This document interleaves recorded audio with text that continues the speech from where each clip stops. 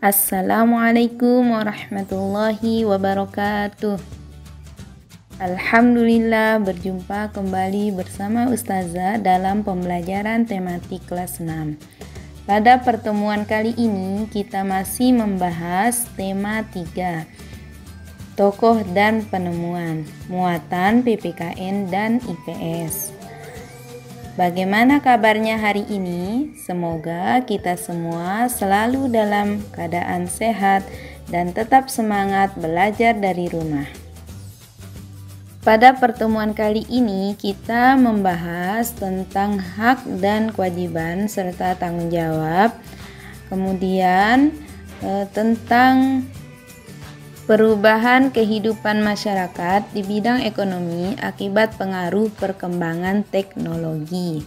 Kita juga membahas tentang modernisasi.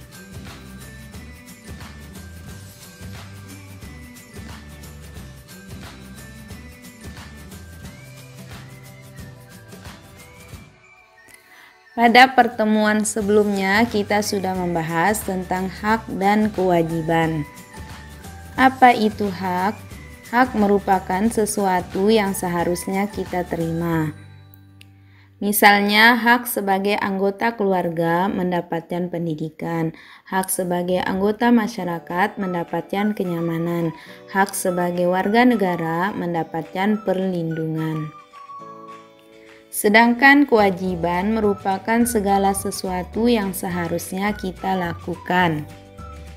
Contoh kewajiban sebagai anggota keluarga yaitu membantu orang tua, sebagai anggota masyarakat menjaga kebersihan lingkungan, sebagai warga negara kewajibannya membayar pajak. Di samping hak dan kewajiban ada juga tanggung jawab, yaitu keadaan wajib menanggung segala sesuatu. Contoh tanggung jawab misalnya sebagai anggota keluarga, jika sudah makan, maka bertanggung jawab untuk membersihkan bekas makanannya.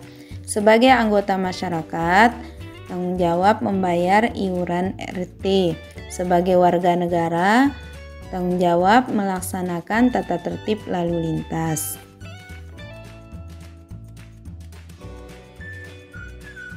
Manfaat hak yang kita terima, salah satunya misalkan sebagai warga negara, yaitu pemenuhan hak atas pendidikan bermanfaat dapat mencerdaskan kehidupan bangsa.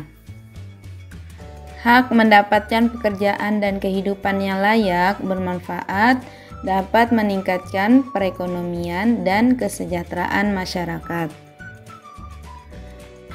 Hak atas perlindungan hukum dapat bermanfaat untuk terwujudnya keamanan, keadilan, dan keteraturan dalam kehidupan masyarakat.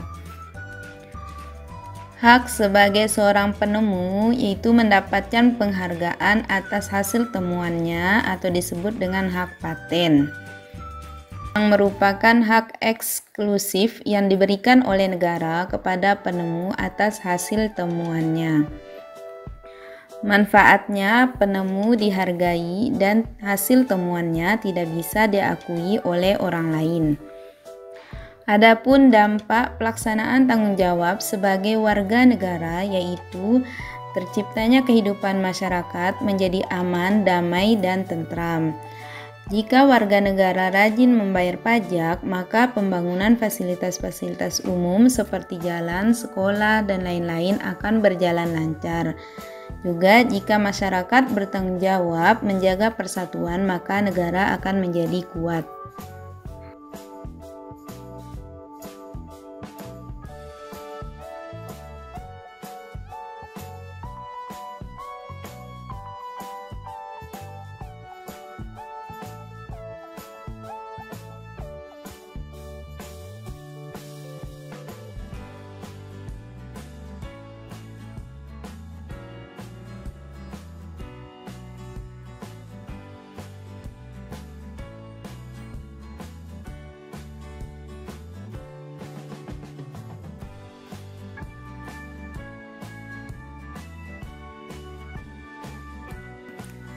Pada pertemuan sebelumnya juga kita telah membahas tentang perubahan sosial budaya setelah ditemukannya listrik dan teknologi lainnya.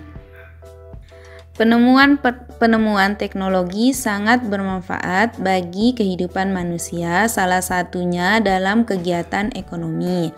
Kegiatan ekonomi terdiri atas 3, yaitu produksi, distribusi, dan konsumsi.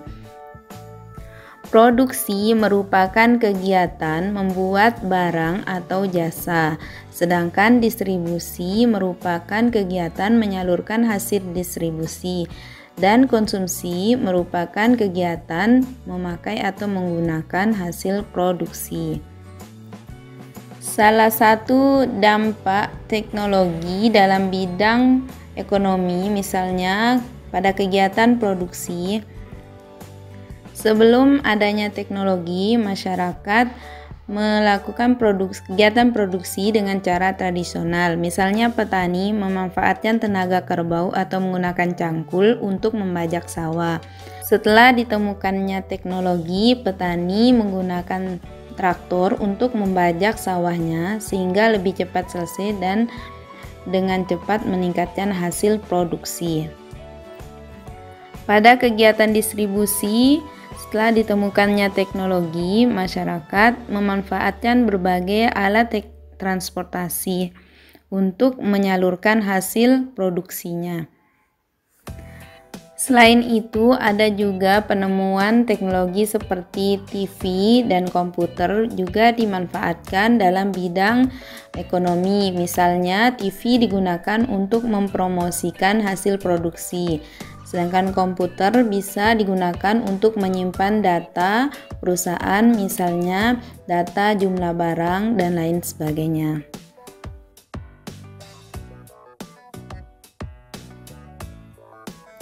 Nah, dengan adanya penemuan teknologi, terjadi modernisasi. Apa itu modernisasi? Modernisasi berarti proses perubahan dari masyarakat tradisional menuju masyarakat modern. Ciri-cirinya, pertama, memiliki sikap hidup untuk menerima hal-hal baru. Kemudian, memiliki keberanian untuk menyatakan pendapat, menghargai waktu, memiliki perencanaan, percaya diri, perhitungan, dan lain sebagainya. Modernisasi memberikan dampak bagi kehidupan, yaitu dampak positif dan dampak negatif. Salah satu dampak positif yaitu pertama, perubahan tata nilai dan sikap. Terjadinya pembauran dalam kebudayaan dapat mengubah nilai dan sikap masyarakat yang semula irasional menjadi rasional.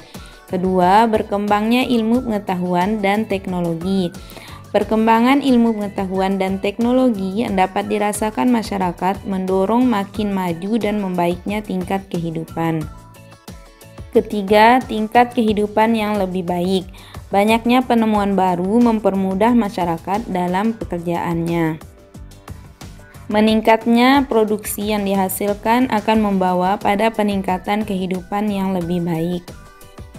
Adapun dampak negatif dari modernisasi antara lain, pertama, pola kehidupan konsumtif, yaitu kemampuan daya beli masyarakat yang meningkat membuat para pengusaha memproduksi segala macam barang kebutuhan.